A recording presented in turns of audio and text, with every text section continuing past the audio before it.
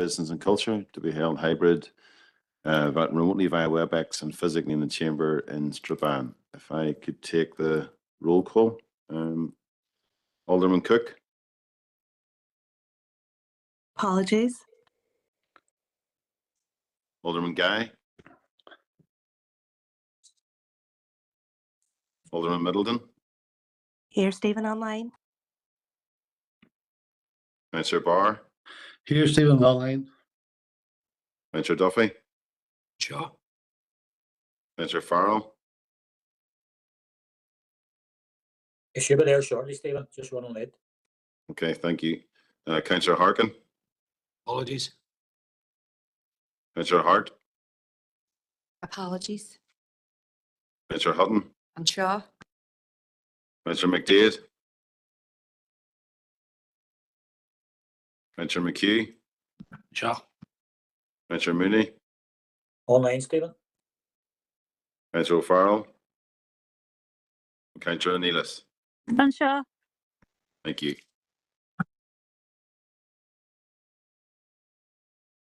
Okay, members, we're going to just do the broadcast and statement.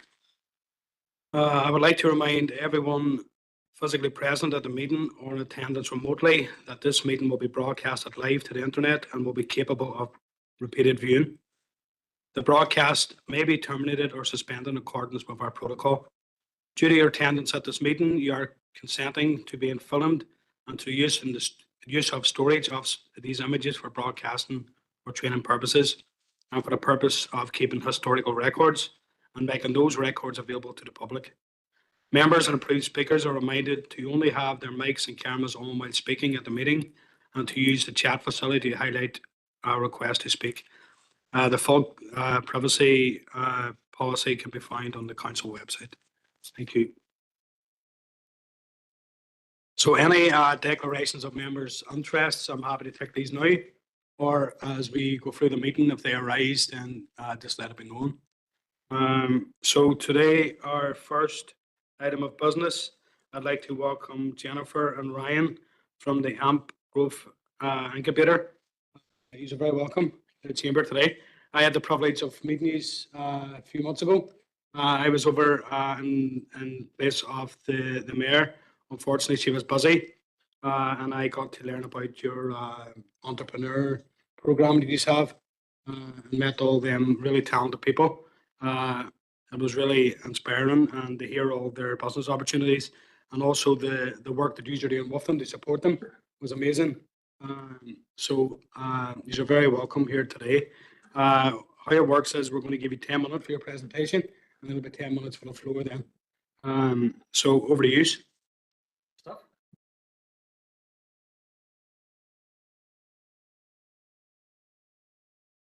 Okay, good stuff. Oh, there we go. That looks generally familiar in terms of a PowerPoint, which is great. Just pull up the first slide. So first of all, Chair, thanks very much indeed, Alex, for the invite, and delighted to come along and have a chat to you guys and let you know what we're kind of doing around the AMP and what it is in a very simple terms. The AMP, for want of a better description, I'll probably introduce myself first of all. My name is Ryan Williams. I am one of the co-founders of a business called Connected Health. We're a £45 million business, employing about 2,000 people across Ireland, north and south, very much in the home care and the home care technology space. I've another business called Consia, which is a talent management business, and then we do everything else really through the AMP. And the AMP, as the title slide sort of suggests, there is more like a membership as opposed to a building. So the less you think about the people associated with the AMP as tenants and more as kind of members of a club is probably a good way of describing what it's actually about.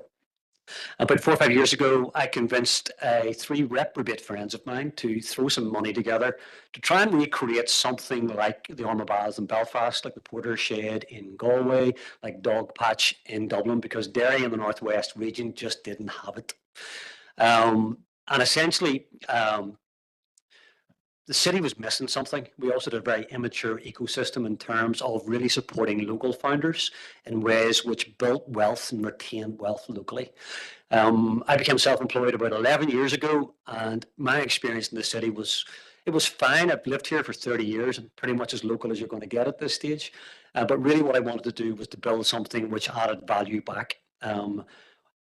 understanding all the highs and lows of what entrepreneurship looks like, but doing it from a founder's perspective.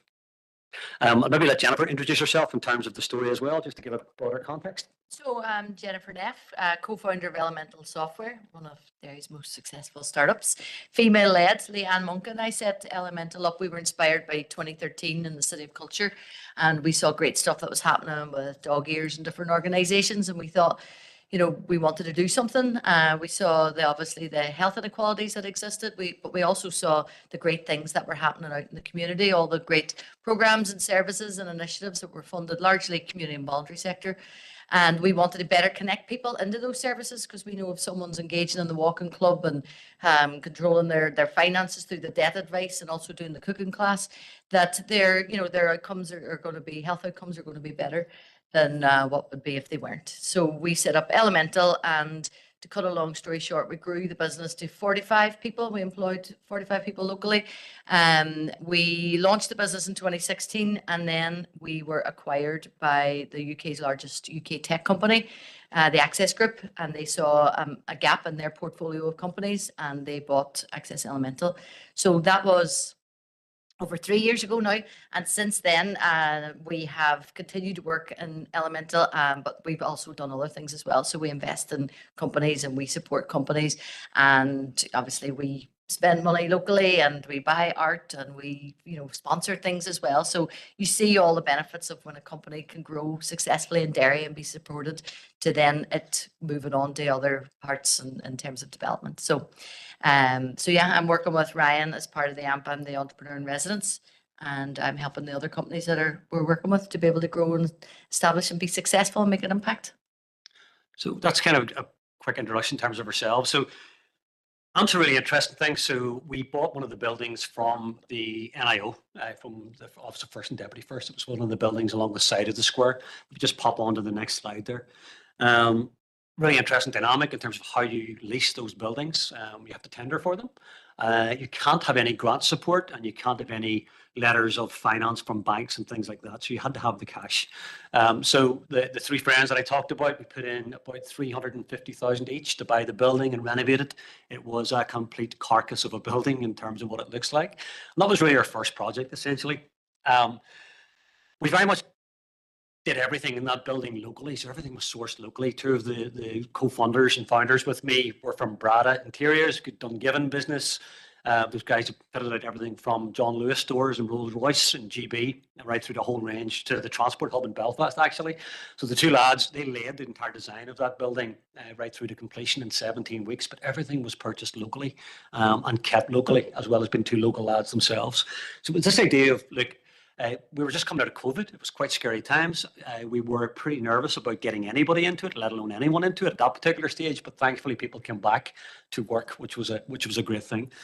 Very much a mixture of co-working space, offices for 3 or 4 people, right up to larger, more anchor members, as we call them. It's all about that local wealth piece. And if you look at what we have now, it's probably about 21,000 square foot of space. Again, with no grant support whatsoever, no bank support whatsoever, all self-funded. And again, the kind of clients that we've brought into the building were very much in that IDE category, so innovation-driven enterprises. And all of the support we've given them has been from people who've been down that road themselves.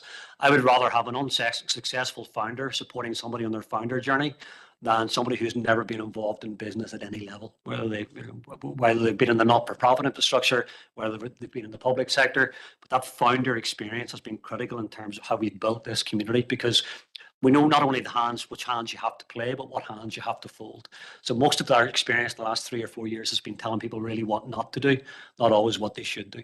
And that's kind of how the community has been built out. Maybe we just bounce on to the next slide. Yeah, so 3 years, 2 buildings, 21,000 square feet of space, 85% occupancy, and we've literally just been in the new building for about 2 months. We're still under a license there. We haven't even finalised the lease yet, but that building is burgeoning with people looking in.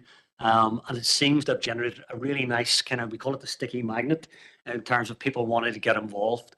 And I think it's also very safe space, right? So our strapline is no sharks, no dragon, no sugar. We will not put you on the spot and tell you to sell your soul for that 30 seconds to get investment from X, Y, or Z. I've led about 15 to 16 angel investments. So people who've come into our building over the last 3 years, many have become angel investors, and that wealth has been shared across other high growth startups in the community here. So again, that's been a pretty good kind of sideline outcome. And again, all of this done through people just saying this is the right thing to do for the city and region. We also have 27 in-house mentors, 147 alumni through the AMP as well, coming to our events and programs. And I'll maybe just hand over to Jennifer to talk a little bit more about the programs, particularly FEED and our pre-accelerator. So FEED is a program that we started, and it was just recognizing that there could be anyone out there who wants to start a business, who's maybe doesn't really know what to do, but knows the space that they want to be in. We offered it out to people that were not your typical kind of entrepreneurs. So it was out for underrepresented groups, basically, from people from all communities, migrant communities, and women in particular was the focus. We did a lot of outreach. So I would have gone up to the Friendship Cafe, for example, up in Rosemount, spoke to a lot of the people up there, invited them along. And then just young people as well. So a lot of 17, 18-year-olds that have maybe won some of your competitions in Derry at the moment, like your Generation Innovation, BT Young Scientist, Young Enterprise. A lot of them are encouraged to be entrepreneurial, and then they win or lose the competition, and the next day they go back to school just to do their schoolwork. So it was giving them a chance to say, look, come on board and we'll work with you, and we'll let you experience entrepreneurship and all the support. So 40 people. NatWest funds that program, and it's an introduction for many people. But what we were able to see from that was that we had people from Claudy, from Strabane, Craigan, from the Bogside, from Tully Alley, from Greysteel, all over the place. And it was giving them, as Ryan said, that safe space where you can come in. You don't need to know everything, but you can be supported. You can be yourself, and we'll be able to wrap the support around you. So we're tapping into the likes of Pádraig Canavan from Singularity, Paul McElvenny from Learn and Pull, Deirdre Williams from Stitch Saves 9. Lots of local people who really know certain specific spaces. From that, we were then successful with the Founder Labs program. So the Founder Labs program is a program that's traditionally run from Belfast, doesn't have much representation from the Northwest, unfortunately. And what Ryan was able to do was to say, look, this is not good enough. You know, we need to have more companies from the Northwest getting onto these programs, availing of TechStart, availing of the different grants that are available. So we managed to be able to persuade Invest Northern Ireland through Ian Brown to be able to fund a program in Derry so that people don't have to travel to Belfast to get that really tailored support, because we've loads and loads of companies here in the Northwest that are doing really well, but a lot of them are just missing the trick when it comes to applying for these big programs. So we've a slide on that as well, but that is high growth tech startups. So a lot of them have kind of progressed from the FEED program up into the Founder Labs pre-accelerator, and where they go next now is they're going to be more ready to be able to tap into the different stuff that's out there, make sure they use that to be able to build their products, but also get customers, grow their customer base, and start to build their own teams. Good stuff. The album's attracted quite a lot of attention from numerous things and visits. Maybe just bounce through a few of those slides. I think we might have been responsible for jinxing the assembly the last time, because the first and deputy first opened the building, and then the assembly fell the very next day. So it wasn't our fault, I promise you. But second time around was a little bit different. So we had first and deputy first down there a couple of weeks ago, just looking at the new building, the second building, meeting some of the entrepreneurs, meeting our entrepreneur in residence, Jennifer and team. So it's nice to see that kind of momentum happening. We had Joe Kennedy, we've had a range of other visitors there as well. So it's good that it's starting to be seen as a little mecca for those kind of high growth founders and the kind of wealth and infrastructure and knowledge that it's building in the city and region. And if we just keep going there, we've a good partnership with TechStart, with the British Business Bank, with the Business Growth Fund. And to be honest, there's no other project in the region that has generated 2 7-figure exits to date. Sorry, 2 8-figure exits. 2 8-figure exits. Yeah, we were talking about that earlier. 2 8-figure exits and 1 7-figure exit in 3 years. But they're all entrepreneurs and founders who've stayed within the city, are spending their money on the next group of founders who are coming through, who are investing in the next high growth kind of enterprises. And it's attracting people like Paul from Learning Pool and Pádraig from Singularity, who just want to give something back. And finally, they've got a vehicle for doing that kind of stuff. They're just some of the partnerships that we formed to try and I guess, grow the ecology and support the ecology. Universities have been supported, Queen's through the Founders Lab program, also University on our doorstep, a great partner. Can't speak highly enough of Northwest Regional College. So look, there's lots of things happening. And on top of all, we have our annual InnoFest event. We kind of brought the Culture Tech Festival, if people don't remember that, back to the city again. We funded it entirely ourselves. Council actually gave us a little bit of support this year on it, which was great. That's just bringing together. We had Philip O'Doherty last year talking about the only ever £1 billion plus exit in terms of an Indigenous SME here in NI, a truly unbelievable stuff. I think we got to page 2 of the Derry Journal with that. We're not good at celebrating the successes sometimes, but Philip was telling us the journey around that. Massively inspirational, massive levels of humility. But that's what InnoFest does in terms of just celebrating some of this. We don't celebrate enough in the city and the region. We give ourselves too much of a hard time, I think. You don't ever see positivity coming out of the AMP. I think it's probably a good summary. Next one. Anchor programs. Jennifer, do you want to give out anything we've missed there in terms of the kind of programs that we've delivered? Just that all of it is very much led by the people that we're working with. You know, we know a good bit about what needs to happen, but equally a lot of people are, you know, they might be looking after their kids and they might be maybe still employed by somebody else. They might have things to do at the weekends that, you know, kind of prevents them from doing things. So we will tailor this around when they're available. So we try and remove all the barriers. And then there's some people that just come up with great ideas that just need a wee bit of money, and you know, there's no investment side of things. It's just, look, there's some money to get that, you know, hairdressing salon set up for people with autism, for example, just to get them started. So it is, we know everybody by name, and everyone would say the warmth of it is what stands out, I suppose. And we're always thinking of things for them, you know, if we see that there's maybe something to put them forward for an award or something, or things like that. So we're really putting the kind of wraparound support around them, but it's done on their terms, so that there's nothing getting in their way from being able to have a successful business. Equally, if they want to pivot or whatever, we're able to support them with that as well. So that's feed. And then I think the next one is just around the founder labs, I think. So if you want to maybe just click on that, there should be a couple of so tap it into all that local knowledge that exists. But equally, if there's people out there too that are really good at stuff that we think our cohort of businesses need to avail of, we can get them in as well. So last night we had a guy in from Newcastle, former footballer for Sunderland, and he was on showing people some of the latest kind of tools that people can use to really get the kind of discovery side of things done. So within a couple of weeks, you could have 300 people, you know, giving you feedback on your business and the market of your business. So loads of quick wins there as well, and that went down really well with everyone. And we did that at 6 till 7:30, for example, just to accommodate everybody. A lot of work at the weekends and at nighttime, what founders actually need. So, and one-to-one support. So we'll do a lot of mentoring ourselves as and when they need it as well. Yeah. Next slide. A little video, if you just hit play on that. It's only a very short one. There was volume on that as well.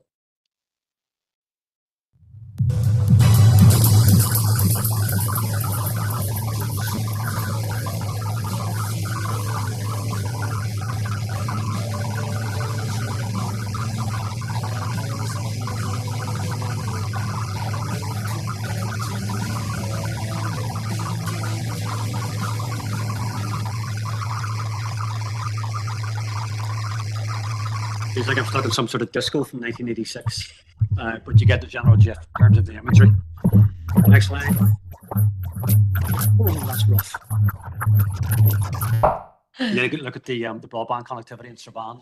That last one, actually, just the last slide, because that shows you the types of companies that are, you know, I'm sure one of the questions would be, you know, what the companies are supporting, but that last slide really shows you some of the kind of sectors that they're representing, and it's fantastic, the stuff that people are doing in terms of health tech, gaming tech, ed tech, you know, green. There's a lot of the kind of sustainability. So loads of the social challenges that we're facing here as a region, a lot of the answers are here and the companies that are coming through.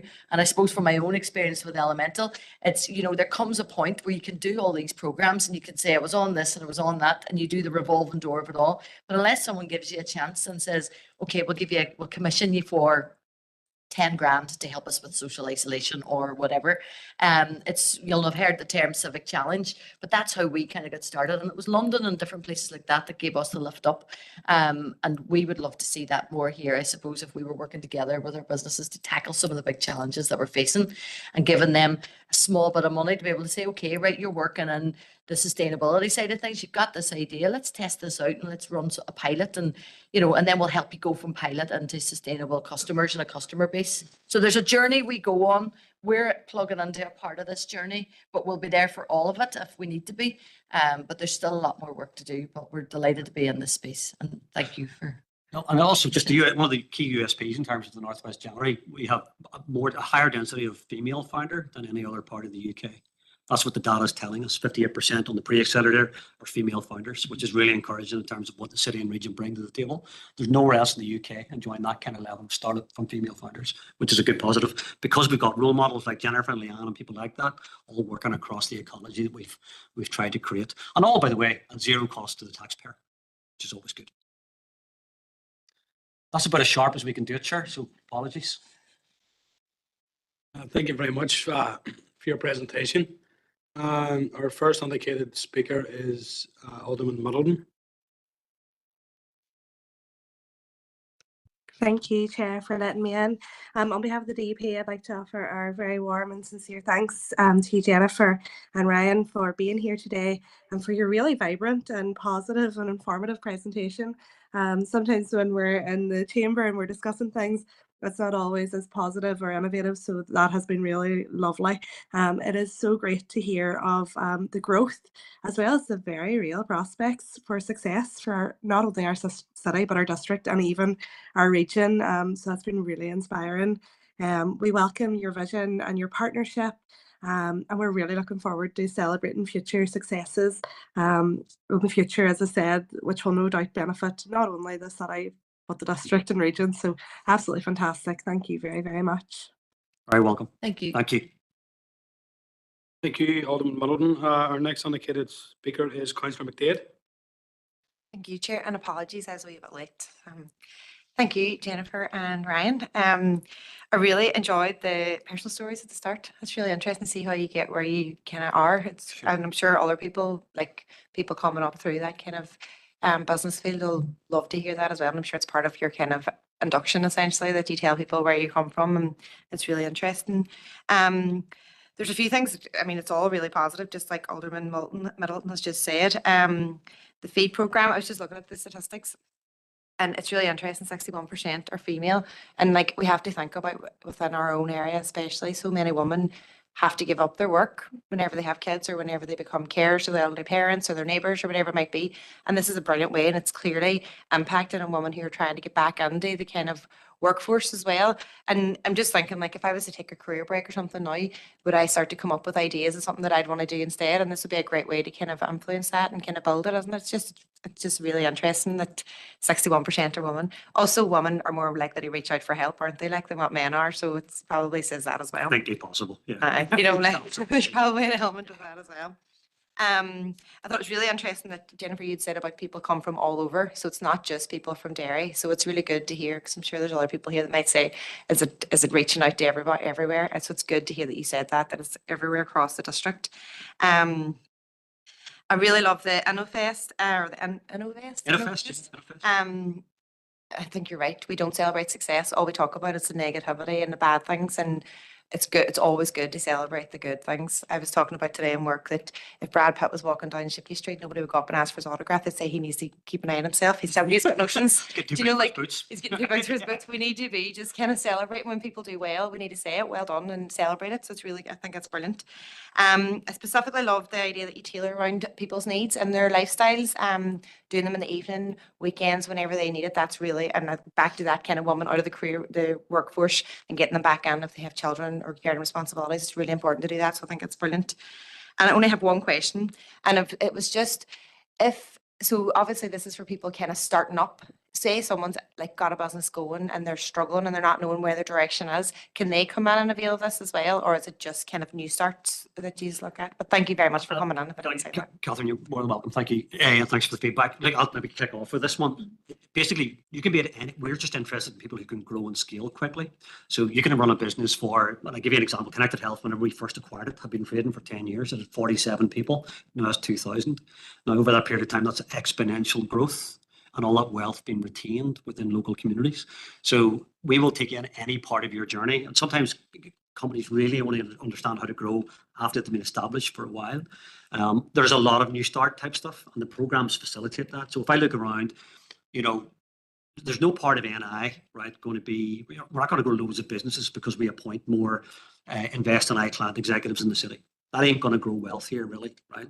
It has a part, Invest in I have a big part to play in terms of strategically and oiling the wheels of some of this. Same with the economic development within councils are the same.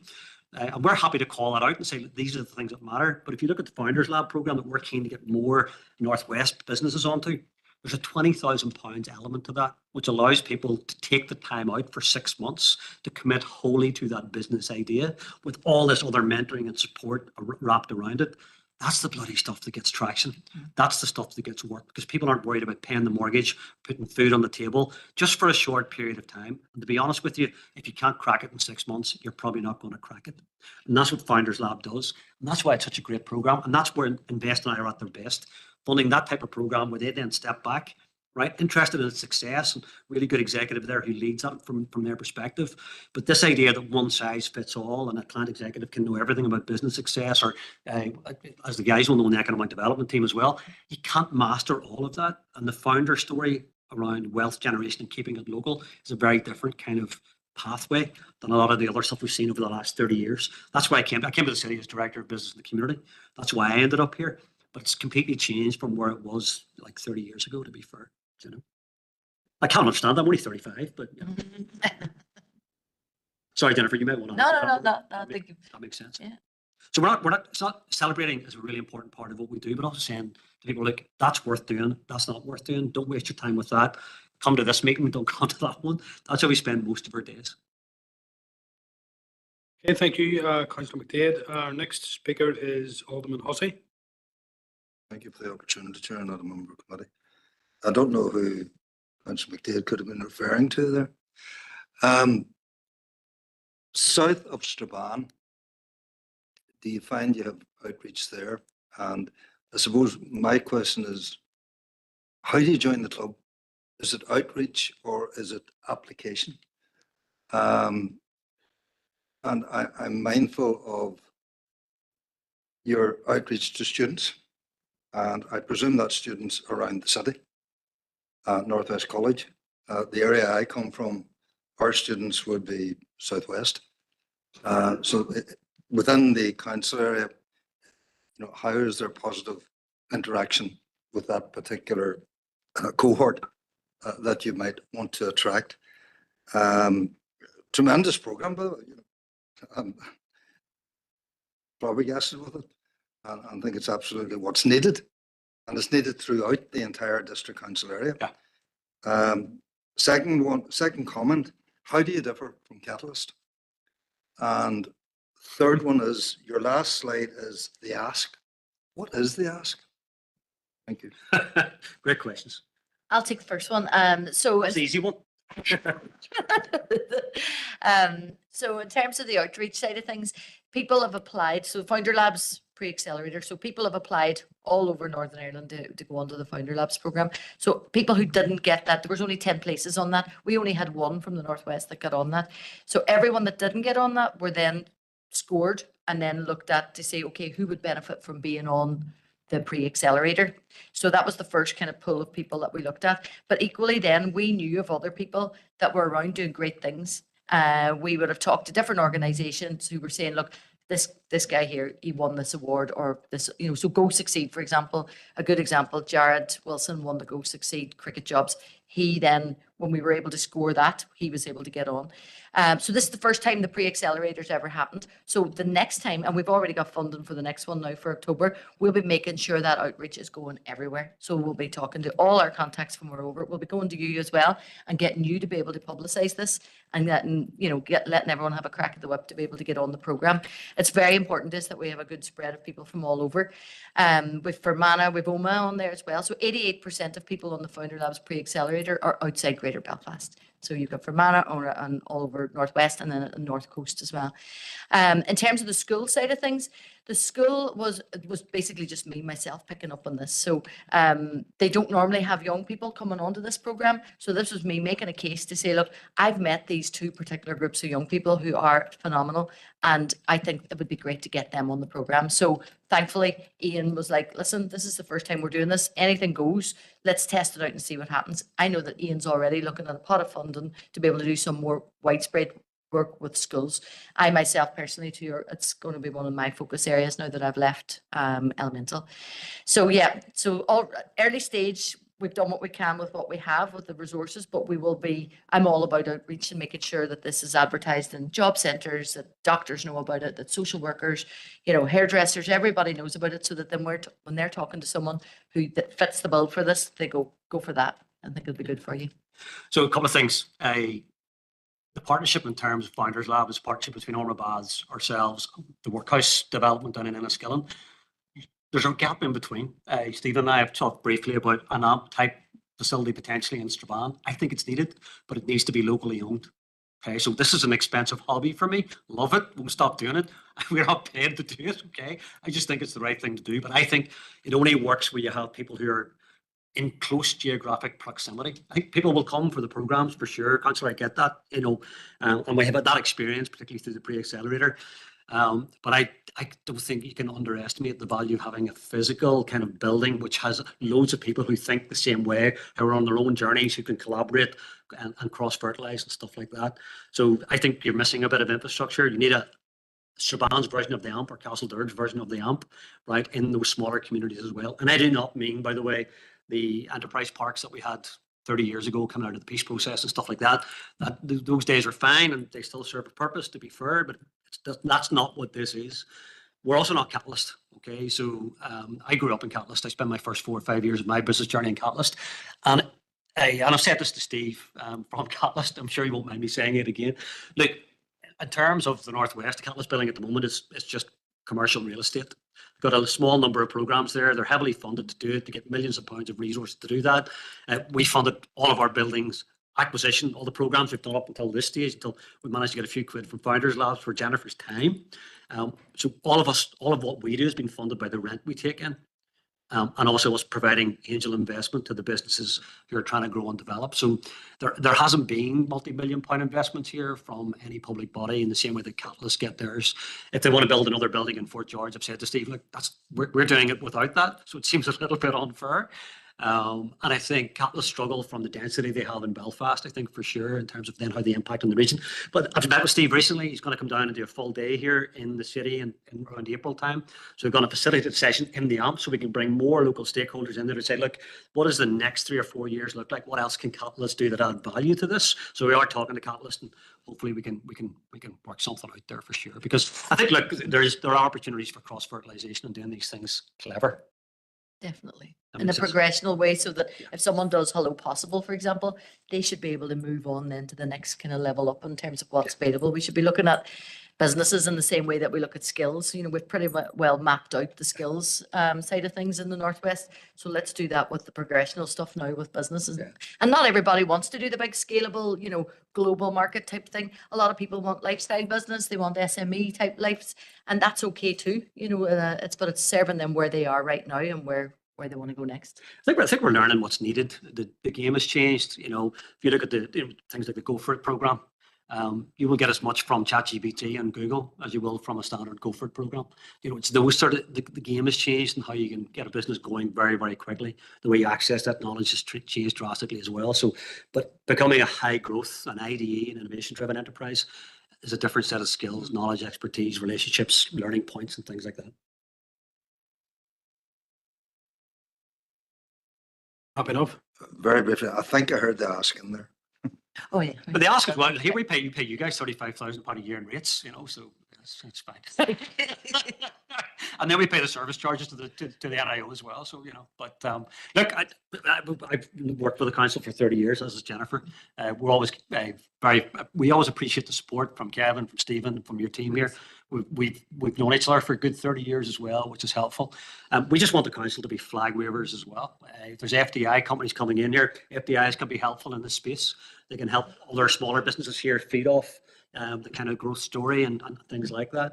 Loads of the guys, for example, from Insys, one of our most successful members over the last number of years, came from OSV, from Kanos and people like that, you know, so they brought their expertise to form their own business. So there's loads of things within that ecology we can look at, but look, keep flying the flag. And yeah, if you guys think, look, we could use the AMP for this, or there's other things we can, you know, we want to base one of our economic development team in the AMP for a year. Those are the sort of things that other people have done. Techstart have done it, British Business Bank have done it. You know, just to have a regional kind of, like, here's what it looks like. Here's what it looks like to live and breathe this on a daily basis. And I suppose I would love to explore with you that civic challenge side of things. You know, we have a lot of issues and challenges facing the region. How can we better tap into some of those companies that are coming through that just need a test site or a case study to be able to say, well, look, I've done this with my own region. You know, I could do this for Sheffield, for Huddersfield, for London, you know. So that's something I think is worth exploring. Sadiq Khan did it really well with his London Civic Challenge. As I say, we got in through Ealing Council there, and it changed the game for us, and we won loads of business in London as a result. So if there was something that you were looking at, you know, and violence against women and girls, isolation, green side of things, you know, all of that is worth looking at a bit more. But maybe you already are through the city deal. Could tie in there maybe. Okay. Thank you very much. Thank you for your questions and feedback to Alderman Hussey. Our next speaker is Councillor Needis. Sorry, Councillor Needis. Alex, I'm just coming in online here. Listen, thank you very much for that presentation. It was really inspiring, and I mean, like, this is a city and district full of innovative and creative thinkers, and we're right to embrace them and to nurture them. And just one wee question for you is in terms of the civic challenges.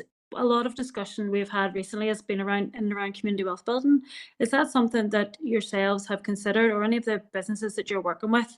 Is that something that they are involved with themselves? Thank you. Offhand, I'm not sure. I mean, I think, you know, if you look at the space that we have, there's nobody there who doesn't live and build wealth locally.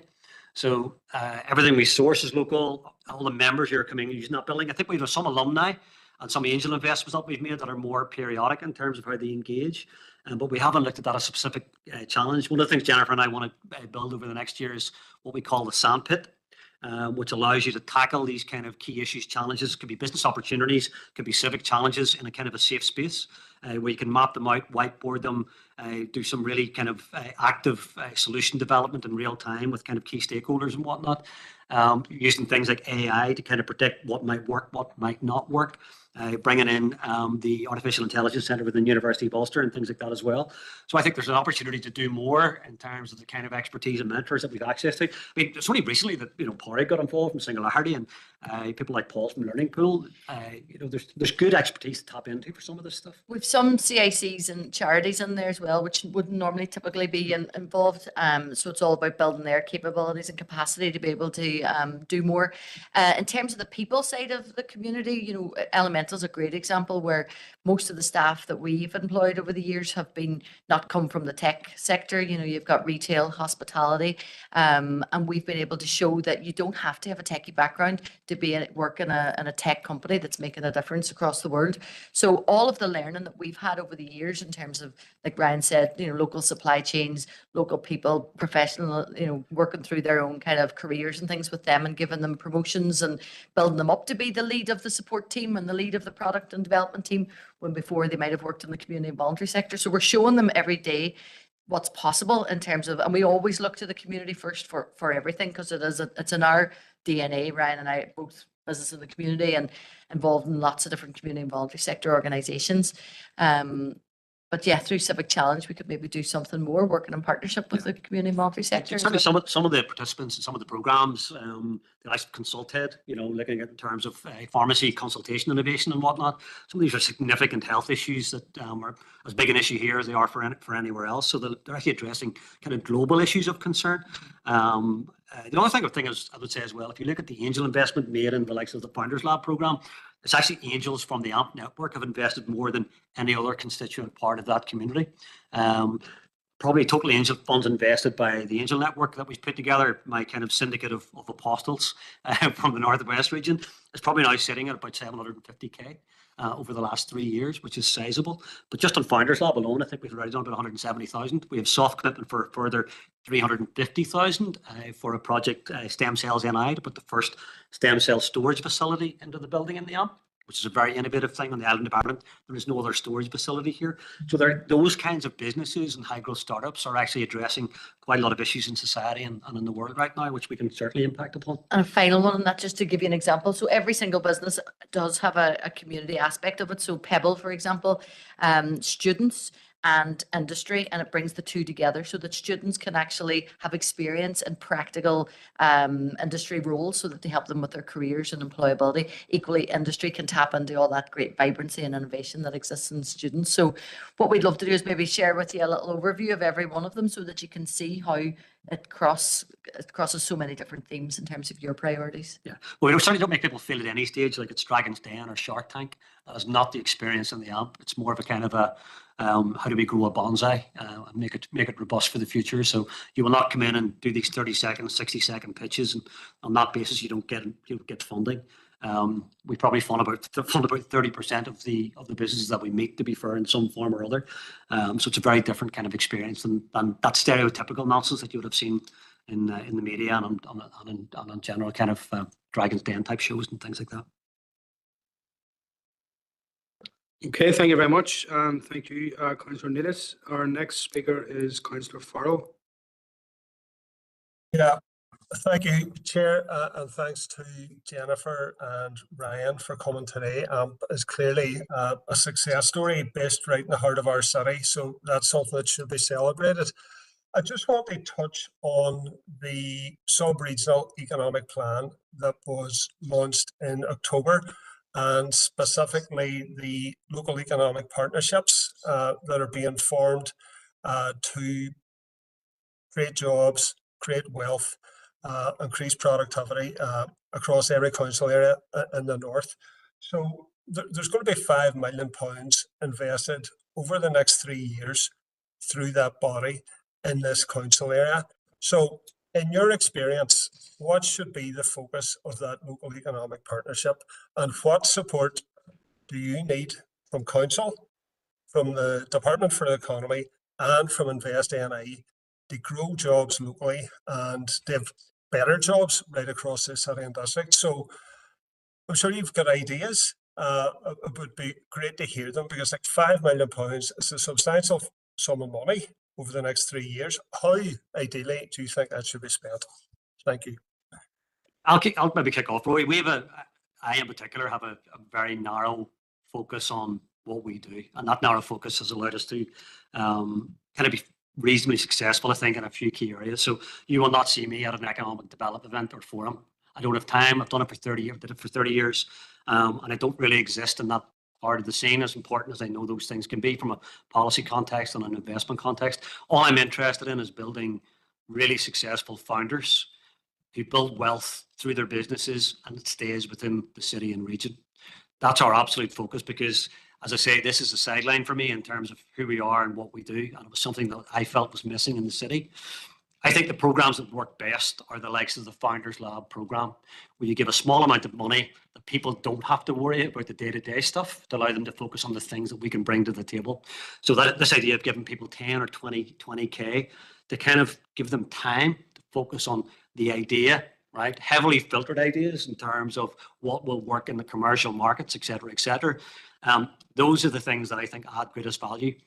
If you look at the city here 3, 4, 5 years ago, the guys will remember things like the Propel programs and the Ignite programs. To get your free desk, you had to travel to Belfast.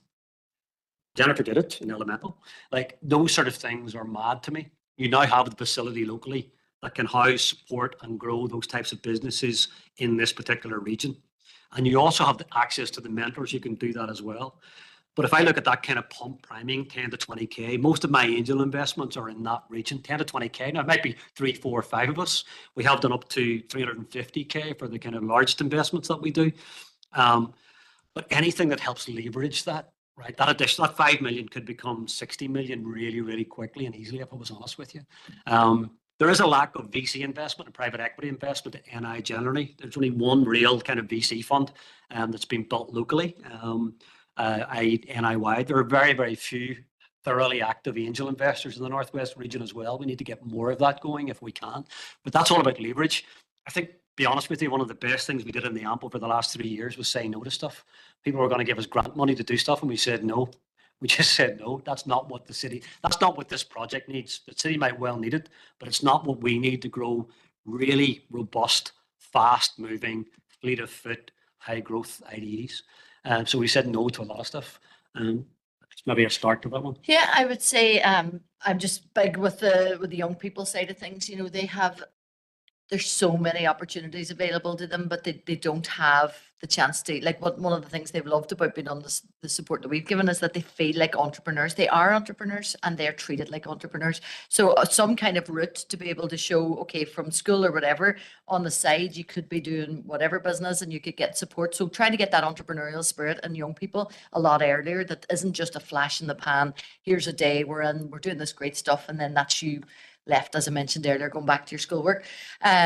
Also, I would say the whole creative industry side of things. I've always loved that the region would be known as, you know, an exemplar in this, a centre of excellence in that. So, you know, gaming and animation is an obvious one with what's happening with the likes of Hypixel and Dog Ears and Kippy, CIC. So, and the arts, creative arts in general, and even then the arts and culture side of things, we've got so many great things here now in the region that a lot of the creative industries would need maybe a little bit of support in terms of how to be a bit more kind of business like, in terms of, okay, who are you going at, what's your market, do you think you're going to be able to make in year 1, year 2, year 3, so that they don't just have these great things and then they disappear because they've run out of funding. So helping them be a bit more entrepreneurial as well.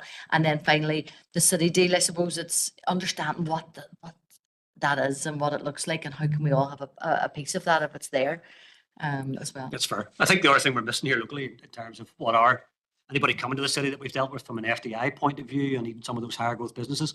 As I say, we've had 2 8-figure exits, 1 7-figure exit, but the city itself has had 9 and 10-figure exits. The ability to advise and guide an entrepreneur who's looking at an 8-figure plus, so a 10 million plus type exit, the expertise in the city here is vastly limited. There's probably about 9 or 10 people who can advise and guide. And that could be as simple as, what bloody legal firm do we use? Right? What accountancy firms do we use? We don't, we don't have a lot of really good corporate expertise, for example, for those type of exits within the city or region. We just don't, because you need density. We don't have density, and NI is only 1.7 million. It's only, 7 or 8 million on the island. So it's only a big city. And I think we forget about our size and scale at times in terms of that kind of stuff. Does that make sense? Yep. So there's certainly learning there. But from a lifestyle point of view, get us a 400-meter running track and get us a 50-meter swimming pool. We get that a lot, right? So why does our infrastructure lag behind Craigavon, for goodness sake? Why does it lag behind Marhafelt, for goodness sake? Let's get the lifestyle piece right. So if we're going to build all this wealth, where are people going to spend it? And I would encourage the council to really, really go at that one, because that's within your gift, I believe.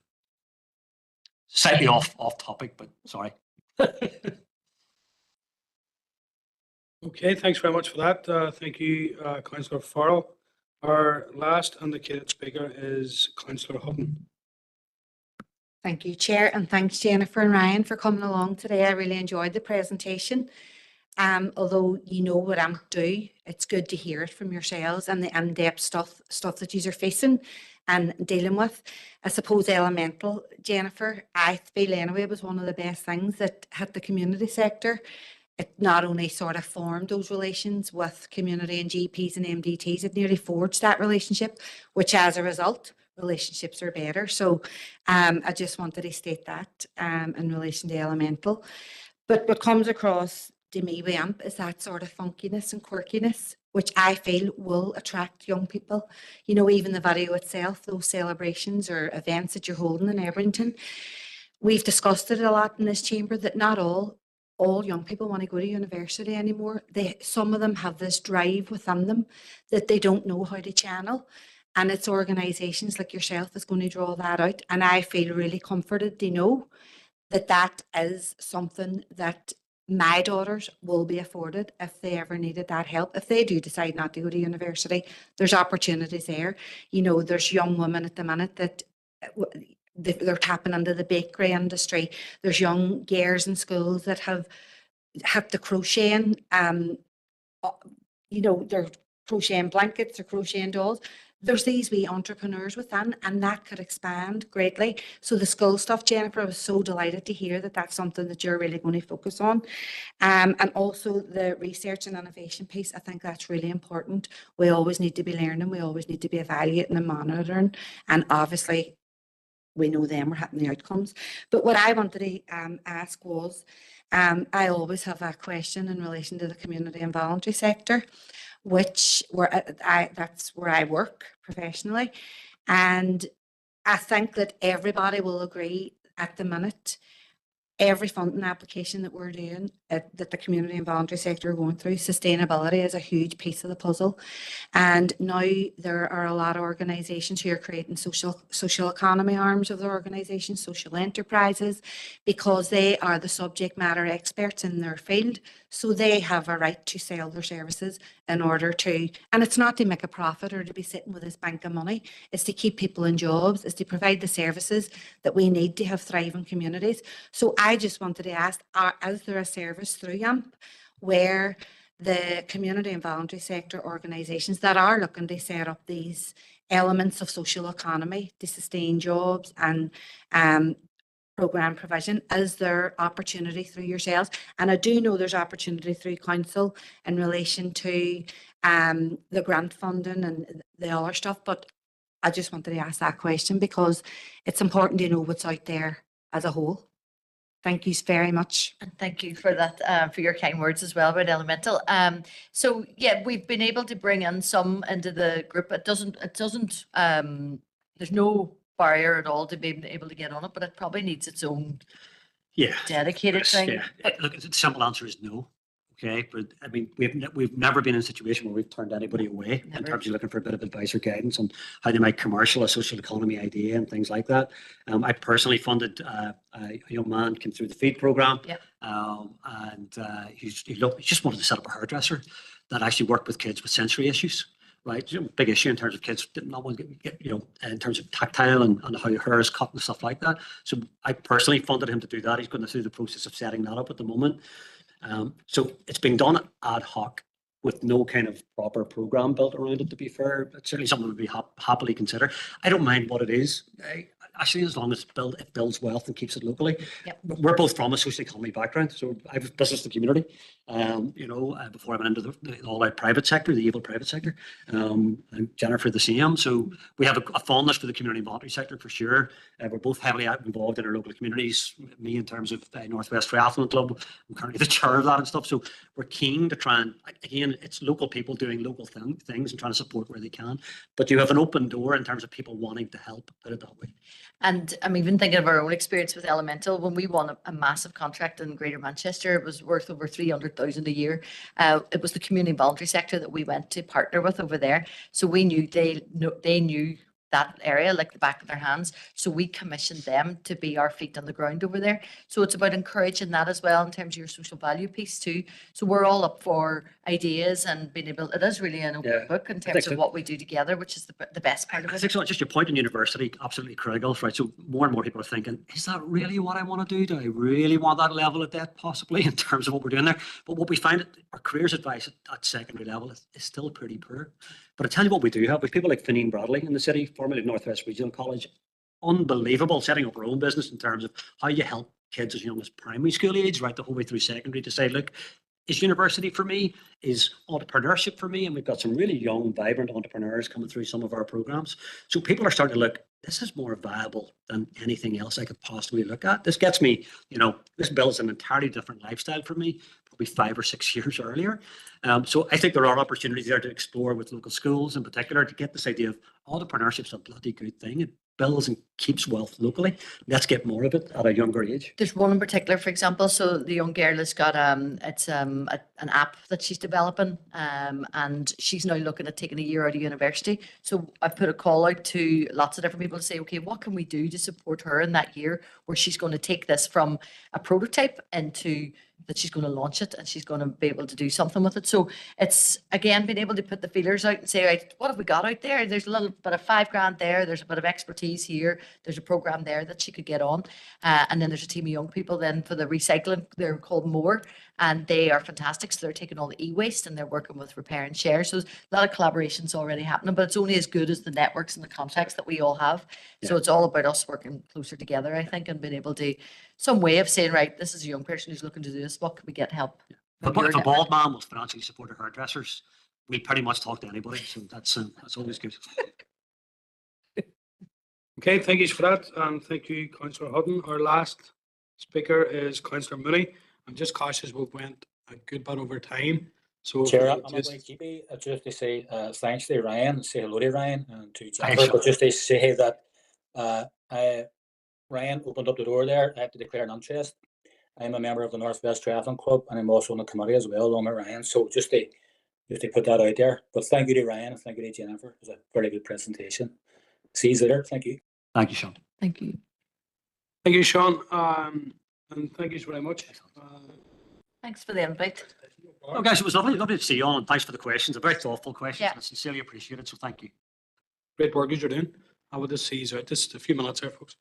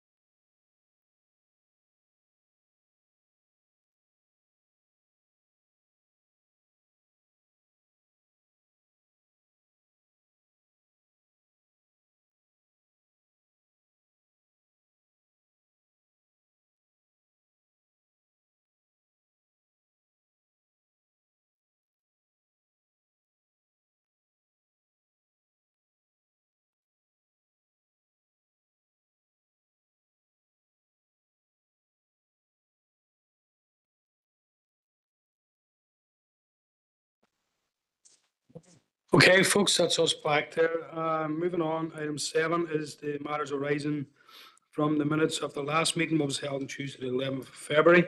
Anything anybody needs to raise? Not seeing none online, none in the room. So we'll move on to our first item open for decision is item 8, the Alley Arts Centre update, and that is Aideen.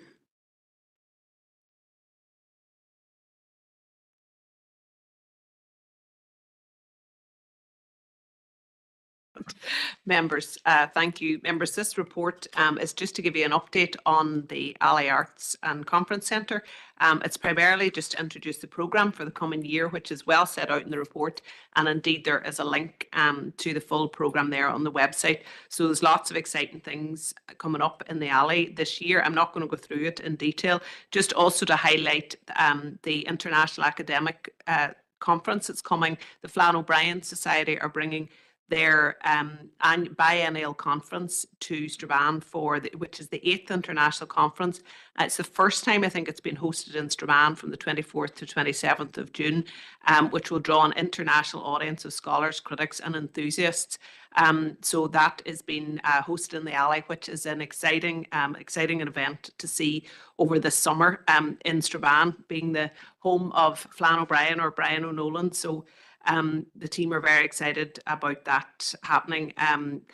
There's a full theatre programme as well, as always. And as I say, I'm not going to go through the details. Obviously, the Alley Arts Centre is also hosts exhibits focusing on Council's museum collection. And this year will include topics, including one as part of Workers' Rights and Social Justice Week, which will focus on local trade unionist Anne Brown. There also will be a Flann O'Brien display to coincide with the event, and also the very popular shirt singers and sewing exhibition. Full details on this will be as part of the museum service update that will come to this committee in April. Members, it's just to note, we are also going to go forward again to renew our Quest accreditation for the Alley Theatre. There is a cost to this over a 2-year period. It can be accommodated with an existing budget, and it's just to seek your approval to move ahead with that. Achieving that accreditation does enhance the theatre service provision and reinforce its reputation as a leading cultural facility. Again, members, there's ongoing benchmarking against pricing schedules in other regional theatres across Northern Ireland, and it's highlighted that the current higher rates for the Alley Theatre are lower than sector standards, and it's proposed to implement a 10% uplift. But members, you should note that based on recent advice, Council will no longer charge VAT on the venue hire. So most groups using the venue are not VAT registered, so therefore it will not actually see an increase to actual costs for groups. So although the fees are the core fees are going up, the fact that they're no longer being charged VAT means that there won't actually be a material increase. But it's just to seek your approval to bring those charges up by 10% in line with other similar venues across Northern Ireland. So members, you're asked to note the contents of the report and approve the moving forward with the Quest accreditation and the updated higher charges for the Alley Arts and Conference Centre. Happy to take any questions. Thank you very much for that, Aileen. I don't see any indicated. Councillor O'Farrell. Aileen, I'm happy to endorse that. And I'm glad to hear you mention Flann O'Brien, because I was just talking about the Flann O'Brien thing today. And I think more could be done locally in the alley to do with Flann O'Brien, because if you were down in the Stole, we have the John B. King Museum down there, and it never cools, it never wants for visitors. But I'm delighted that you've mentioned that, and it's coming to Stavan here as well. Locally, there's a group here locally too, and they'll be delighted to hear that. Thank you very much. Thank you for that, Councillor O'Farrell. That was proposed by yourself. Can we have a seconder? Seconded by Councillor McDade. No more indicated speakers. So, oh, sorry, Councillor Mooney, go ahead. Aye, thanks, Chair. Just taking on there, on the back of Councillor Farrell there, just about the Alley Theatre and the Flann O'Brien Society. You know, I think that's a really good point he makes, because, you know, Flann O'Brien was an exceptional writer, an exceptional literary presence in the 20th century and modern Irish thought. I just recently read a book it has there last year. We read a book, The Third Policeman. So I'd be really excited about maybe coming up to that conference in June. But just to take the point, you know, that I think, you know, a man or of such literary talent and eminence in Ireland and Irish thought should be probably more well recognised in his hometown if he's not already. But I do take the point. But I was wondering maybe if any thought could be given by council about that, maybe just prior to the conference starting. If we could maybe do a lot of maybe a bit more publication about it anyway. But thank you, Chair, for that, man. Appreciate it. Okay, thank you. Moving on, folks. Item 9 is a labour market partnership, and that's Kevin. Thanks, Chair. Members, the purpose of this report is to seek your ratification on the procurement process for the appointment of a contractor to deliver the Kickstart Your Skills programme, and also to update you on some current tenders. Members are well aware around the background to the labour market partnership and the role that it plays in terms of tackling economic inactivity and offering employability services across the district.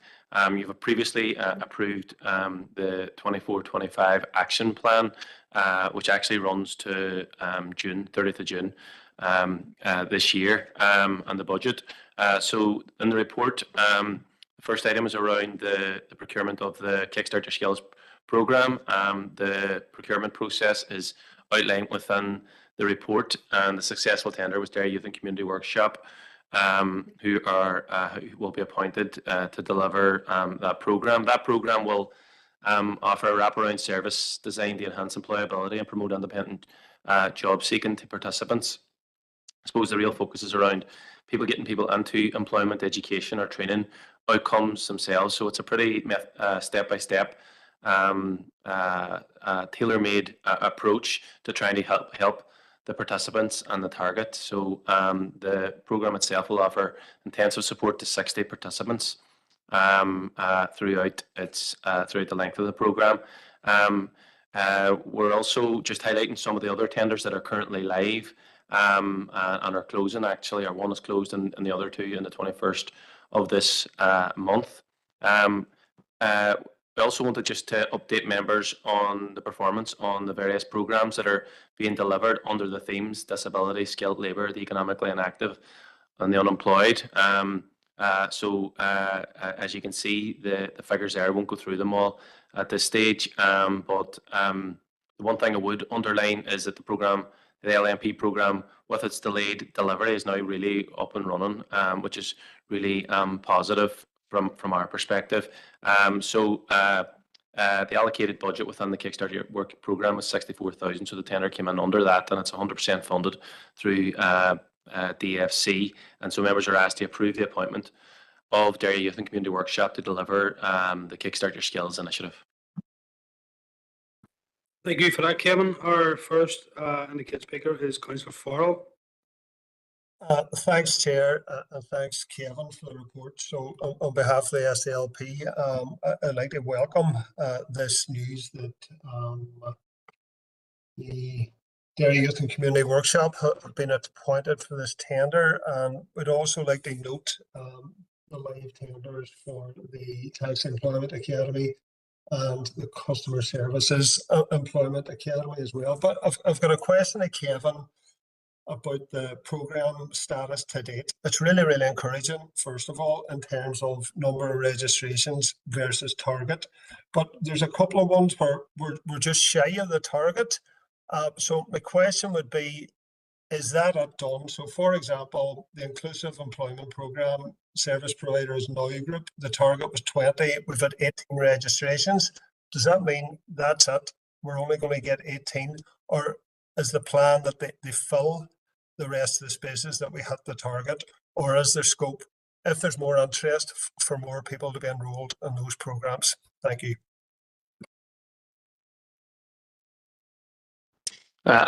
Thanks, Councillor Farrell.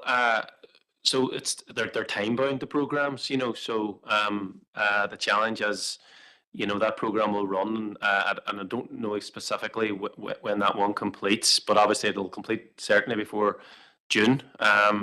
So, you know, the challenges around the time bound nature of the programme, they're multi-week, you know, so it's always a challenge trying to ensure that you get maximum participation across these types of programs, and actually that's one of the more successful ones in terms of the Now Group do great work, especially in that sector. So I can't confirm or deny that, you know, we've got the opportunity for people to come on later, and I would need to check with the team, but my hunch is that the program's up and running and those are the registrations. And actually what you'll find sometimes, not necessarily in that program, is that say you did have 30 registrations or whatever, you may only, when we come to report the completion figures, they may fall below that. Not everybody stays on that kind of, you know, stays on the programs, not for everybody. So you'd like to see more, people and, you know, registered across all of these programs just to try to, you know, combat the dropout basically. But you know, look, the LMP figures generally have been really, really positive. I think because of the small cohorts, the localized nature of the delivery and the co-design approach, that helps with program performance. Thank you. Our next indicated speaker is Councillor Hutton. Thank you, Chair, and thanks, Kevin, for the report. It's great to see that there is such a great uptick in all of the programmes through the LMP, but it was also to wish Dairy Youth and Community the best of luck with the the work that they're going to be carrying out with the funding that they've secured. And I'm looking forward to seeing the progress with the other procurements as well. So thanks a million, Kevin. Thank you, Councillor Hutton. Our next speaker is Alderman Middleton. Thanks, Chair, for letting me in. Thank you, Kevin, for the report and the update. I was also going to ask the same question as Councillor Farrell, so thank you for your honest and upfront answer there. And hopefully we'll just see retention at a good level. I think so far so good, but I'm definitely happy to endorse on behalf of the DEP. Thank you. Thank you very much, folks. That's that item completed. Our next item is the update on the Entrepreneurship Support Service, and it's Kevin. Thanks, Chair. Members, the purpose of this report is to provide you with an update on the performance to date on we'll call it the Go Succeed programme. It's less of a mouthful than the Northern Ireland Entrepreneurship Support Service, so I'll continue to Go Succeed for the purposes of this report. And they seek your approval for the match funding requirement to deliver Go Succeed in 25-26. I suppose the headline really in terms of the 25-26 budget is that councils have received notification from the UK Share Prosperity that the funding is in place for the 25-26 financial year, which is really, really positive. Councils, the 11 councils, then they provide match funding to deliver the kind of strategic support services across the actual programme. So as you can see from the report, members will be well aware of what Go Succeed does and where the areas of intervention are. You've previously been provided with performance reports in the past, and actually I think last month approved an extension for the delivery on the provision of marketing and communication services for the programme. Indeed, our council provides the lead marketing support for Go Succeed on behalf of the 11 councils. And just in terms of interest and just in terms of some of the comments that were made during the presentation earlier around the promotion of entrepreneurship and tackling the various different cohorts, you know, what the 11 councils try to do with Go Succeed was actually move away from the Go For It model, actually, which was quite restrictive. And I think that what was said earlier around, you know, entrepreneurs being able to go on to ChatGPT or whatever is absolutely right around a business plan. But what Go Succeed does is it splits the participants into different stages, and you'll see within this report the different stages that are highlighted. So the Engage activity, which is really what that old Go For It program was. Then you have the foundation, early stage and high growth potential businesses stages. So it was the 11 councils that came up with that initiative, and really in partnership with the kind of ecosystem that existed out there. And what I would say is around this program, it actually acts as a kind of pipeline for the likes of the AMP or Catalyst or the other incubators that exist across the region. It provides them with a kind of throughput of clients and people who can take up that other support, which is really, really valuable, like the Founder Labs, which we as a council actually led on the development and the creation of that program, and encouraged InvestNI to deliver that locally as opposed to just in the Belfast metropolitan area. So you can see the performance figures within the report. Because I have no glasses, I can't read any of those figures. So I'll maybe just enlarge it if I get any questions. But what I would say is that what we have seen is that the Go Succeed program has really made a step change in terms of the service that entrepreneurs receive from councils themselves. And there's two things I would highlight as being integral to that. Number one, the marketing. The marketing has been phenomenal in terms of changing people's perceptions around entrepreneurship support.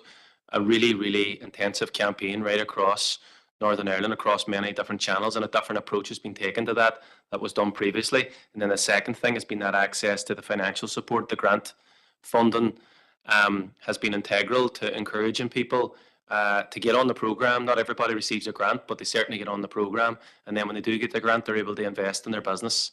So we as councils have been very, very keen to make sure that as much of this money goes directly to the businesses as opposed to intermediaries and that type of thing. So it's good news that we're able to talk about the extension itself.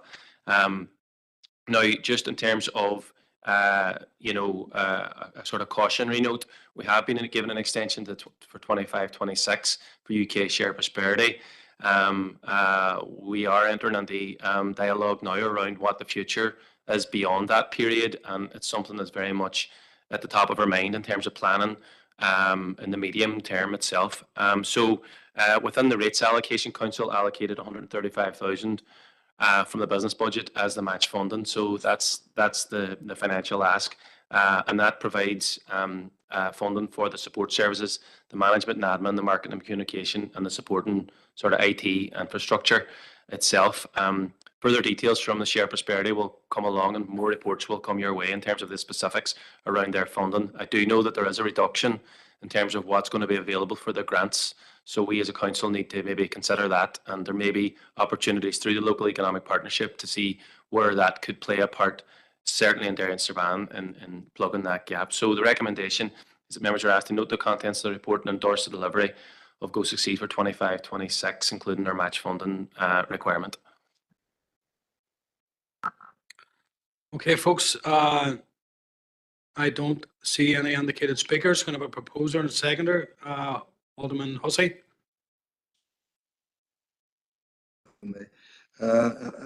It's just a notice under 2.7 there that the communications team are nominated for the NULGA Awards. Is it intended that the team will be attending the awards? I would hope so, and I would hope that the mayor or deputy mayor or chair of committee will be accompanying them to that. Just want to clarify that, because last I heard, it was a representative of NULGA at another meeting that I was at, was concerned that no reply from Derry City of Strabane. I'm pretty sure we've replied. The team are going, and as far as I know, as of this morning, the mayor's confirmed she's also attended. So yeah, no. And then a final one, a clarification on page 48 before point 3 key issues, the paragraph before that. This has been complemented by a highly successful DTFF in-person event in the Everglades Hotel on the 27th of March, attended by 40 individuals. Was that last year?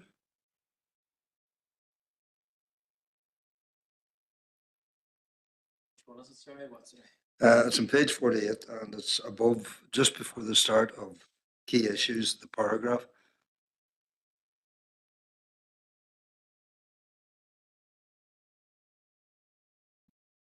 Was that last year?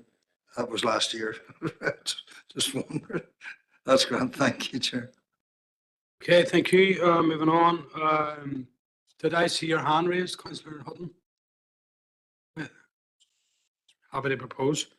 And our next indicated speaker, Councillor Neelis.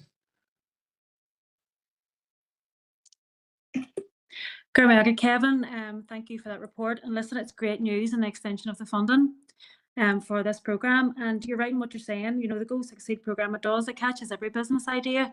It's not just, you know, the tech startups. A good amount of the entrepreneurial ideas aren't tech startups. So you're 100% right in that.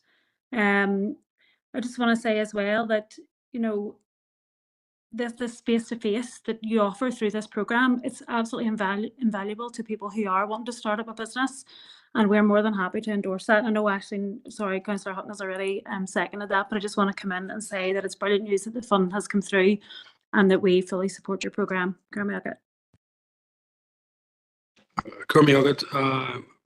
Councillor Neelis. Our next indicated speaker is Councillor Farrell. Yeah, thank you, Chair, and thanks, Kevin, for the report. And just want to echo the remarks of Councillor Neelis. I think it's good news that the funding for next year has been secured from the UK Prosperity Fund. And what's better news is the fact our local performance in terms of this. When we look at the metrics for Engage and Foundation, you know, there's a target for both of them, and we've exceeded them well before the end of March. So that's really positive news. It shows that there is an entrepreneurial spirit across this city and district. That should be embraced, that should be encouraged. And the more money we invest in this, the better the outcomes for people right across the city and district. So it's a very welcome paper, and thank you to the entire team.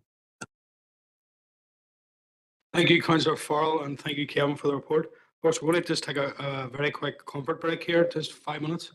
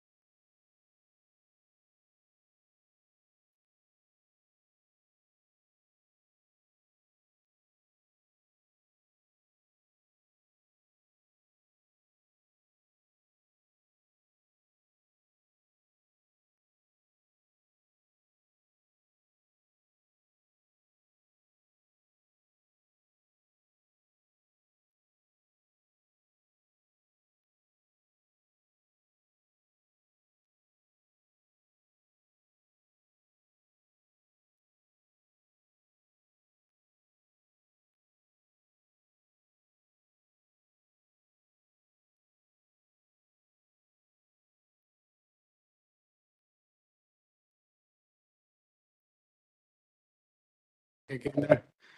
Moving on to item 11 is the approval to enter into license and organisation required facilitate festival and events programme, and that will be heating.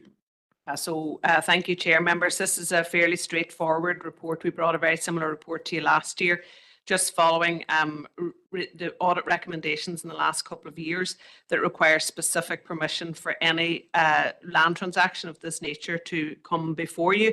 So members, we're just seeking approval for the coming financial year for approval to enter into licenses with various organisations as listed in the appendix required to facilitate the setup and operation of Council's festival and events programme. The events are listed and the organisations are listed. The licence are based on terms and conditions no more onerous than the sample licence outlined in the appendix, where the cost of any individual licence does not exceed £1. And members, you're just asked to approve, give your approval to enter into those licences with the organisations outlined in Appendix 1 as required to facilitate the setup and operation of the annual events programme on terms and conditions no more onerous than those in the sample licence attached. And that the consideration in respect of any individual licence does not exceed £1. Thank you for that, Aileen. Our first speaker is Councillor McHugh. Gormagood, Chair, and Gormagood to Aileen for the report. Very brief question. Are these, do they have to be renewed on an annual basis, or is it once off? We have to get your permission on an annual basis. Yeah, we do have to renew them. So this is an annual permission, an annual report that we bring to you for permission for the coming financial year to allow us to enter into these licenses as required.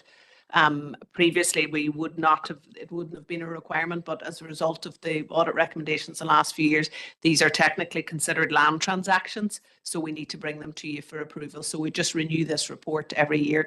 It's really largely identical to the one we would have brought to you last year. Thank you, and Chair, I'm content to approve the recommendation of the report. Thank you. Thank you, Councillor McHugh. Alderman Hussey. It's just a quick question with regard to St. Patrick's Day, the city and Strabane. For a considerable time, the Strabane St. Patrick's Day was council supported as opposed to council organised. Is it now the case that it's council organised in the same way as St. Patrick's Day in the city is organised, and therefore the same terms and conditions would apply to St. Patrick's Day in Strabane as would apply in the city? Thank you. Council facilitate a community parade in Strabane, and it's with a slightly different, obviously we have a service level agreement with the Carnival Initiative who deliver the parade in the city, so there is a slightly different arrangement, and we have, as you know, for the last number of years facilitated a community parade in Strabane, and in the city we operate in a service level agreement with the Carnival Initiative. Thank you. So is there a service level agreement with the community organisation Strabane? Okay, can we have a seconder for that, please? Seconded by Councillor Hutton. No more on that. Moving on, folks, to item 12 is the tourism strategy, and that's 18. So thank you, Chair. Members, the purpose of this report is to give you an update on the tourism strategy process and to seek your approval to proceed with the review of the current strategy, which ran from 2018 to 2025, and the development of a new 5-year action plan. Members, you will be aware the tourism strategy was developed in 2018 as an action within the strategic growth plan, and the action plan outlines over 60 actions across 3 strategic pillars: product development, visitor servicing, and destination marketing. A strategic tourism partnership group was established with stakeholders from the private and public sector to oversee the implementation of the strategy. The primary objective was to double visitor spend to 100 million by 2025 and generate 1,000 new jobs. The goal was centred around the walled city as the flagship attraction, supported by key themes of creativity and culture, history and heritage, and activity and adventure. The strategy aimed to enhance the destination's appeal under the proposition the walled city where the wild Atlantic Way meets the Causeway coastal route. Needless to say, the ambitious targets set out in the tourism strategy were significantly impacted by the global pandemic. But despite these challenges, tourism remains a vital contributor to the Northern Ireland economy, generating 1.2 billion in 2023, with 5.4 million trips and 16.5 million overnight stays. And with this council area accounted for 5% of these trips. In 2023, the figures are set out in the report, but the council area recorded 277,000 overnight trips, generating 63.8 million and supporting 60,668 jobs in the sector. It's anticipated that the 2024 statistics, which haven't been released yet, will reveal significant signs of recovery in the tourism sector. Projections indicate increased visitor numbers, higher spending and job growth, all of which contribute to the overall growth of the region. It's important to recognise that the overall implementation of the tourism strategy was not supported by additional budget allocation. And due to ongoing financial pressures, a decision was made to reduce marketing budget, leading to a decline in destination marketing efforts, as well as a decrease in department funding as part of the 2023 rates process. It's also been increasingly difficult to secure external funding, which has further limited the ability to fully implement the strategy's actions and realise the overall benefits. However, amidst those challenges, there have been many notable successes with the ongoing development of our infrastructure and product. Capital investments referenced in the strategy to enhance the visitor experience of the region include the progression of the DNA Museum, the relocation of the Visitor Information Centre in the city, the Peacemakers Museum, the International Appalachian Trail, the Sperrin Sculpture Trail, Greenway development, a new gateway and arterial route signage focusing on the position as a all city where the Wild Atlantic Way meets the Causeway Coastal Route. So there's some key detail. I'm not going to go through the full detail, but there's details around a number of the initiatives that have been led on primarily by the Tourism Development Team in Council, including securing 405,000 from the Northwest Development Fund for a number of Northwest campaigns and initiatives and business support programs. There were a number of food tourism initiatives, including the development of the legendary food brand and network. The funding from the Tourism Northern Ireland Market-Led Product Development Programme facilitated the creation of the Dairy Girls experience at the Tower Museum. There's been significant investment since 2018 in the heritage tourism across the city and district, including the establishment of the Heritage Venues Group and the delivery of 140,000 in support programmes. Again, cultural grant aid every year sees an annual investment in the cultural sector across our cultural organisations, our Heritage Animation Visitor Servicing Fund, our headline community festivals and our Artist and Cultural Practitioner Awards. In addition to grant funding, Council directly delivers cultural services across the city and district, which greatly contribute to the tourism economy, including as the Alley, the Guildhall and the Tower Museum, as well as having service level agreements with the Millennium Forum, Northwest Carnival Initiative and Visit Derry. It's noted there in the Port Council's 5-year service level agreement with Visit Derry and its annual funding at 27, and again reference to 2017 review with the tourism strategy set to expire this year. It's proposed that a high-level review be undertaken to assess its impact and inform the development of a new 5-year action plan in consultation with the Strategic Tourism Partnership. The plan will align with relevant strategies and initiatives from key internal and external stakeholders, and additionally the Council's food and drink strategy will be reviewed and integrated into the broader tourism strategy. The cost can be accommodated within existing departmental budgets, and members are asked to note the update in the tourism strategy and to approve the proposed review of the strategy and development of a new 5-year action plan with the costs, as I say, being met from member approved budgets. Thank you. Happy to take any questions. Thank you very much, Aileen. Our first speaker is Councillor O'Farrell. Thanks very much, Catherine. Aileen, happy to endorse the report on behalf of Sinn Féin. And again, we were talking about Flanabrine earlier on.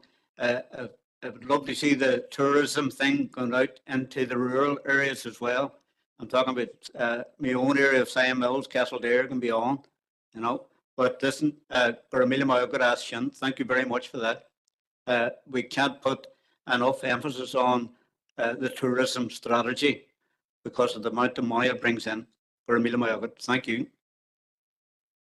Thank you for that, Councillor O'Farrell. Alderman Hussey. Thanks, Chair, and to fully endorse Councillor Farrell's contribution with regard to the spread beyond the city. You'd expect that from me, and I can throw in names like Sheridan, Crockett, etc., etc. And you know, there's ground to be covered there that could yield greater tourism and assist the overall strategy. And hopefully that is something that, as we devise the next 5 years, that will be taken on board going forward. Councillor Alderman Hussey, are you seconding that as well? I can't. I can't. You're not a member of this committee. In fact, I know that as the chair. Seconded by Councillor McDade. You looking to come on as well? No. Okay, have enough. Moving on, item 13 is the market trading opportunities, and that's Kevin.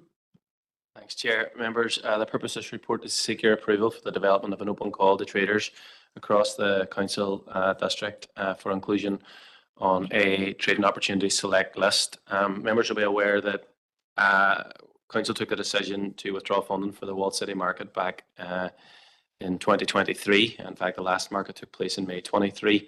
That market had grown to a position of having around 25 traders trading on a monthly basis in Guildhall Square throughout its kind of lifespan.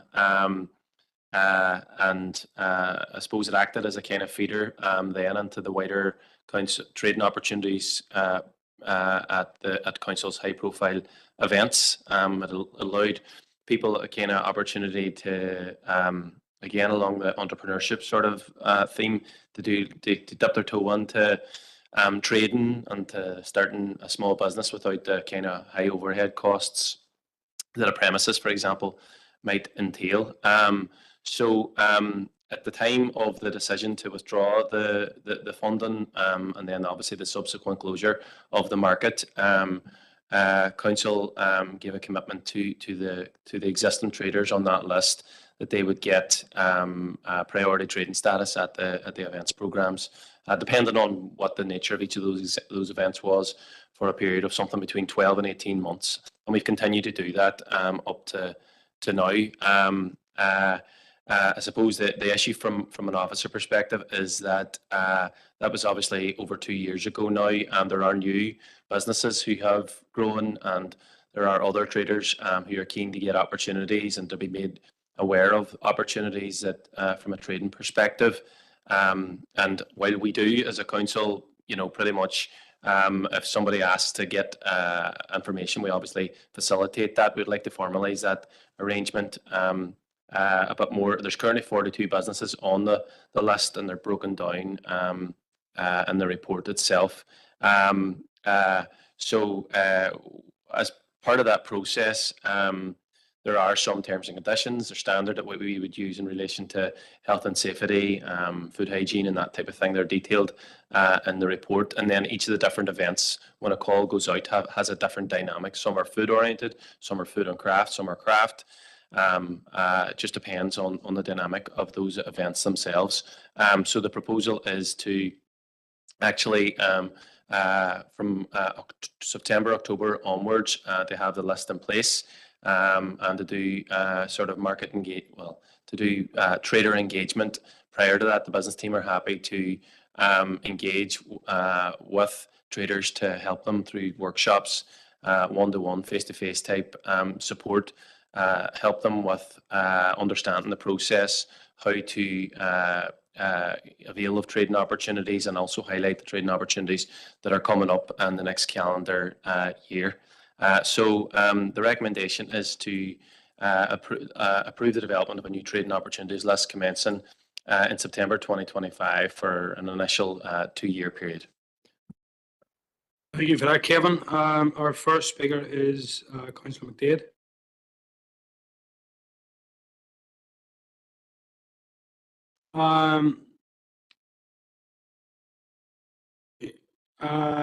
Go ahead, Councillor McDade. Thanks, Chair, and thanks, Kevin, for the report. I'm happy to propose it. I think it's good. I think even just having your saying, today's meeting's all about entrepreneurs, isn't it? Like it's all about kind of getting new people onto the space. So it's great. I think opening it out, like Ashton, you'd mentioned all these young people coming up and doing all these new skills. It'd be great to get them in those kind of market spaces as well, because it's brilliant, the ones that we have, but it's always good to see new faces and new ideas and competitive pricing and stuff like that. So no, I'm happy to propose it. Thank you for the report. Thank you, Councillor McDade. Alderman Guy, apologies there. I think he did come on before Councillor McDade, but unfortunately it'll be when I see it. No problem, Chair. No, that's okay. Just Kevin, see when these events are run, when council events, are all local traders from the city and district, are they all charged a licence fee for these council events, Halloween, Clipper and so on? Or are they given a free stand and it's only charges those coming from outside our council area? And what other charges, if there is any, are put on these traders whenever they do set up at council run events? No, there is a fee, and every market is every event is different. It depends on the profile of the event, depends on the potential footfall, depends on the actual. Say when you look at those categories, so there's a fee structure depending on the category, food and non-food, craft, that type of stuff. So they're all published in advance, but yeah, there's always a fee, and the objective is, from our perspective, is to try to see as many of the businesses who are availing of the trading opportunities to be as local as possible. We never have any challenge. In fact, what I would say is that pretty much they're oversubscribed in terms of participation and that type of stuff. So no, there is a fee, and we can share the fee structure depending on the event whenever it becomes available. Well, thanks for that. Is the same fee charged to visitors from outside the council area that might come to these events, or are they charged slightly different? I'm just thinking if these people are already trading and they're paying rates, and then obviously if somebody outside our area is not paying rents but getting the same, basically the same opportunity for the same price. But happy enough to second it anyway. Well, the nature of the businesses, the trading opportunity, they're not paying rates. They're casual traders, mobile traders, and that type of thing. Some of them may have other businesses which are bricks and mortar where they do pay rates. That's not to say that, but when you look at the profile of the people who trade now, different events, like for example the Foyle Maritime Festival, there's two structures. So you have a market there, which is the international market pretty much, which is a different fee structure, and they are generally made up of people who are obviously outside of the council area itself. But the Walled City market list and the current list is pretty predominantly, I would say 99% within Derry City and Strabane District Council in terms of the traders who are on that list. Okay, thank you, Kevin. Okay, thank you. Moving on, Councillor Needis. Gurmagat, Alex, August Gurmagat, Kevin. Kevin, pretty much I was going to come in the same vein that Councillor Guy came in on there in terms of how many local traders are on that list. In terms of the new vendors who have expressed an interest, is there any chance we could get a paper back, whether it has to be in confidential or otherwise, for next month to see the list and just to sort of see the spread of how many are local and how many are from outside of the council area, please? And another thing that I would like to bring up is the fee that's paid for a full day.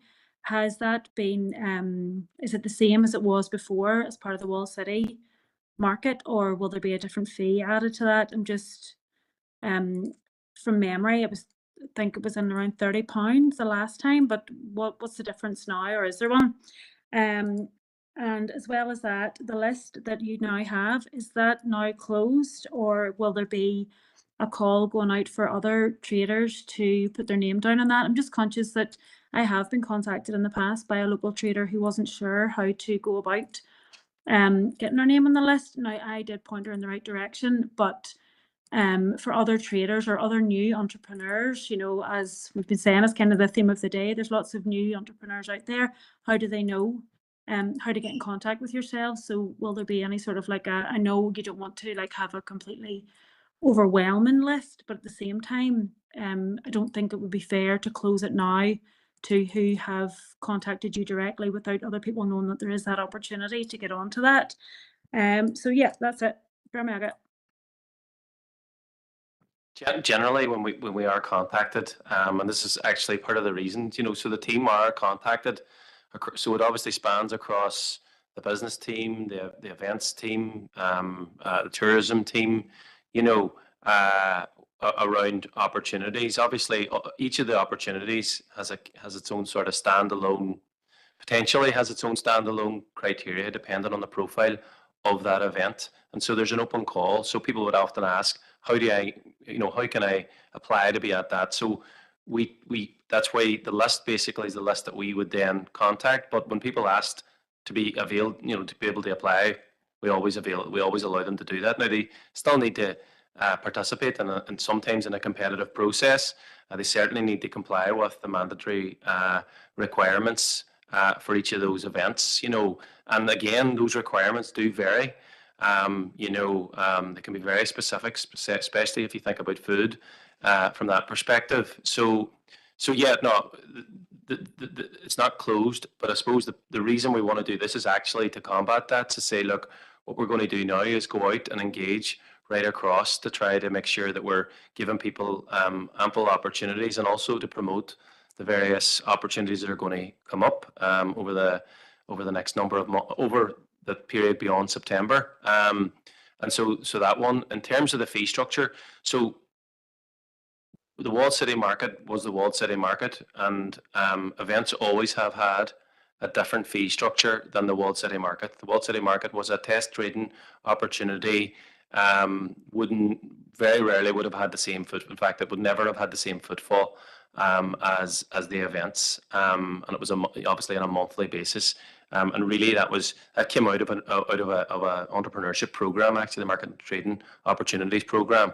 So the fees were different, and the fees are different in terms of the different events that are coming up. But we do publicise those in advance, and then whenever people apply, they do have to go through the checks and balances, and then it sometimes can be a competitive process in terms of the assessment of the applications themselves.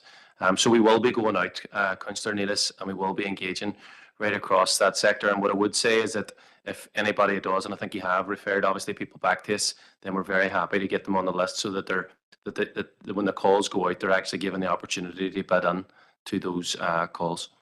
I think I've answered all the questions there, I think. Sorry, thank you, Kevin. Can I just come back in and just say, in terms of potentially bringing back a paper then on, it might not be next month if the call's only gone out there, but to bring back a paper at some stage so that we can see sort of the range of local and non-local vendors. And look, listen, I think it's amazing, and you're giving a springboard to, you know, like entrepreneurs out there and social enterprises. You're getting a chance, you know, to sort of like, you know, show off what they can do, and you never know where the future will go for them. So I'm 100% behind it and support it. I just would like to see the breakdown of local vendors, please. Sorry, I forgot about that. No, that's no problem. We'll be able to give you the postcode. We don't need to share their GDPR names and stuff, but we can give you the postcode data of where they're from. No problem at all. Okay, thank you. Our next speaker is Alderman Hussey. Thanks for the opportunity, Chair. First, with specific regard to Walled City Market type trading, the list of traders, do we know, are there any who would fall into the classification of farmers market type traders included in that list? And I'm mindful of, you know, the agri-food element that exists throughout our council area. When we talk about encouraging local traders, that'd be number one. Number two, with regard to requirements, conditions, vetting, the specifications that are needed with regard to certification, absolutely no issues whatsoever, should apply to all right across. But then if we move beyond the Walled City markets, and you did mention there the issue of footfall, those festivals which may be council supported but not council run beyond the city, and I'm thinking of the likes of the Apple Fair or whatever. It's not a council event, but it is council support. And the fees that might be charged in that sort of scenario for traders coming in and trying to create that market atmosphere within that type of festival and others, whether it be in Sandmulls or Newtonsturt, Donovan, or wherever it might be. The fees sometimes can be off-putting when organisers are trying to encourage, you know, traders to come in and be part of the overall atmosphere of the particular event. So would it be possible, if a paper's coming back, to extend beyond the Walled City Market to the general market activity that, you know, can be opportunistic if an event is happening beyond the Walled City Market scenario itself in the city? Well, what I'd like to say now, if it's not a council event and it's a council supported event, then it's not going to be up to council to set the fees. It's going to be the private organizer of the event, community event or something like that. No, there will be a fee to be paid to licensing.